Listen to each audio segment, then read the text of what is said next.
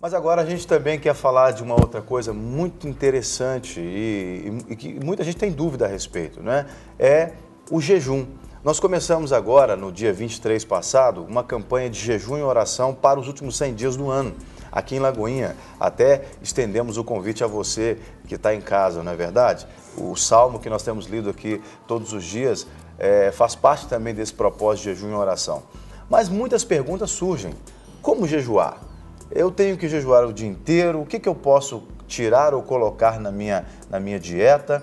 Então, pensando nessas coisas todas, e a gente, inclusive, tem muita dúvida, né? A gente aqui do programa, nós resolvemos trazer uma nutricionista que é crente e que vai nos ajudar a entender como é que é o jejum ideal, né? Sem prejudicar a saúde daqueles que realmente querem servir a Deus e oferecer a Deus, não é, um tempo de contrição e de quebrantamento através do jejum.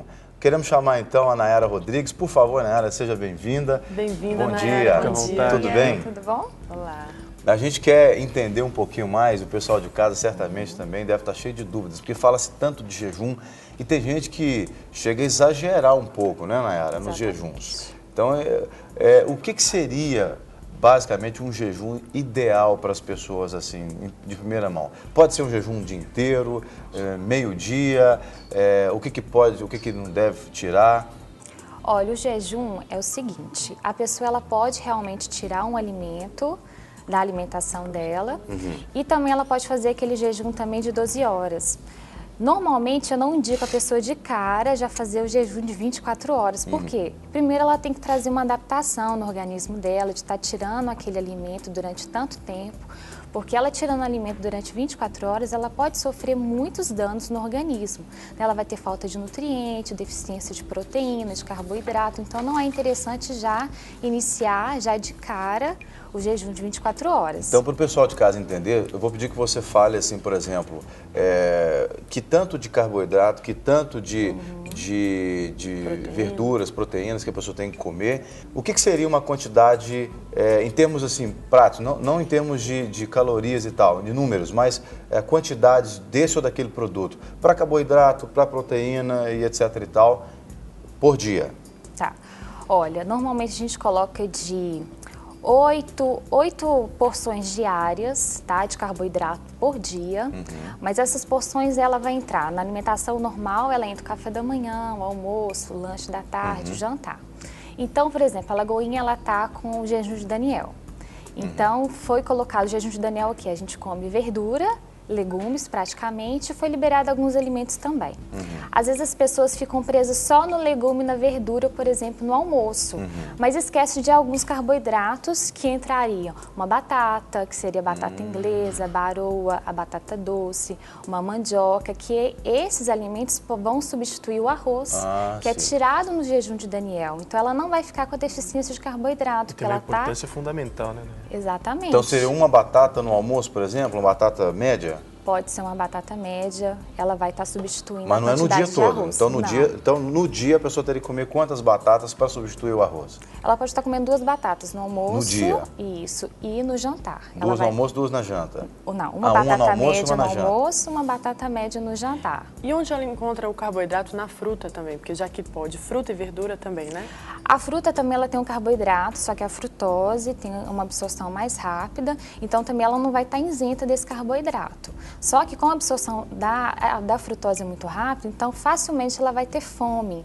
Então ele não vai saciar por causa dessa absorção muito rápida. Então quando a gente coloca, por exemplo, a gente poderia colocar alguma fibra, que são os grãos, que é a lentilha, a linhaça, a chia, que são fibras, que são grãos também, que podem ser consumidos também no jejum de Daniel, que vão dar mais saciedade. Nayara, qual que é a importância da água no jejum? Porque tem gente que chega a radicalismo de tirar a própria água do jejum. E aí eu queria que você falasse um pouco sobre essa importância, porque a água é um bem vital que, na minha opinião, dificilmente você pode tirar do seu jejum, né? Exatamente. Olha, a água não é indicado tirar realmente o nosso corpo, né? Ele necessita dessa água. Então, o ideal é a gente consumir de 8 a 10 copos de água ao dia. Essa água ela pode ser distribuída ao longo do dia. Então, às vezes, a pessoa está consumindo muita fibra com essa alimentação rica em frutas e verduras, muito rica em fibra. E se ela não tem hidratação, ela pode ficar constipada. O intestino dela pode parar de funcionar por causa da falta de água. Agora, deixa eu só fazer uma colocação aqui, Lu. Eu queria até trazer um princípio bíblico aqui. Em Mateus, no capítulo 4, no versículo 1 e 2, está escrito assim: a seguir, Jesus foi levado pelo Espírito ao deserto para ser tentado pelo diabo. E depois de jejuar 40 dias e 40 noites, teve fome. Então, eu subentendo aqui que Jesus não ficou sem beber água. Né? Ele teve fome. Não está dizendo que ele teve sede. Onde é que ele bebeu água, eu não sei. Não fala se ele bebeu água. Mas eu parto do pressuposto que o que a Nayara está falando, a água é muito importante. Né? Vital, a gente tem que manter a água muito líquido, né? Para poder ajudar a vencer o nesse jejum. momento, Com né? certeza. Agora, aqui a gente está falando do jejum de Daniel, que a pessoa pode comer verduras e legumes. Mas algumas pessoas, elas optam por fazer o jejum completo. Ou seja, eu vou ficar até meio-dia sem comer nada, só bebendo água. Fala sobre esse jejum e se algumas pessoas, por exemplo, não podem fazer esse tipo de jejum específico.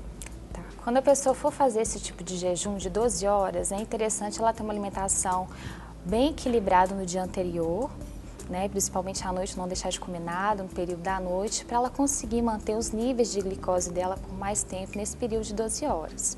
Agora, a pessoa que não seria indicada são aquelas pessoas que têm diabetes, problemas de hipoglicemia, elas não vão dar conta.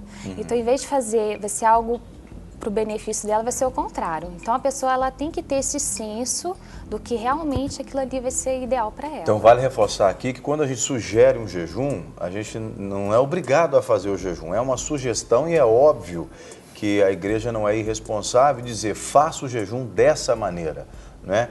Por exemplo, no caso do jejum de Daniel que ela citou, uma semana a liderança da igreja está fazendo o jejum de Daniel, na outra semana faz a dieta normal. Essa semana, por exemplo, nós estamos na dieta normal. Semana passada foi a semana de Daniel. A gente comia, meu marmitex vinha aqui para eu comer, tinha batata, tinha cenoura, tinha peito de frango, peixe, que é outra coisa que é importante ter também, né? Exatamente, que é a proteína. Então, não é interessante tirar a proteína do cardápio, não. Coloque ela carne branca, querendo ou não, ela é a mais saudável. E, de preferência, também que não seja um frango frito, nem um peixe frito, né? Mais grelhado, né, no Grelhado, caso? sim, ou assado, ou cozido. E por que dessa preocupação? Porque a pessoa está lá comendo alimentos mais leves, que são verduras e legumes. Se ela come uma fritura, isso pode ter um impacto no organismo dela? Pode sim, ainda mais que ela está restringindo tantos alimentos, Sim. ela fica um período ali sem comer. Quando a gente tira alguns alimentos do nosso organismo, a gente perde algumas enzimas que digerem, principalmente o caso da fritura. Então, quando volta, essa pessoa ela pode ter uma indisposição, Fica mais sensível, né? fica mais sensível, um problema intestinal. Bom, cuidado, né? A Nayara, você tem assim, informações sobre esses jejuns de delícia? O que acontece? Tem várias formas, né? Eu como um velho adepto ao jejum total, então eu tiro tudo, chega no momento certo, então eu vou comer. Mas existe um jejum de delícia, que é o pessoal que tira alguma coisa que gosta. Alguns são desesperados por chocolate, algumas pessoas.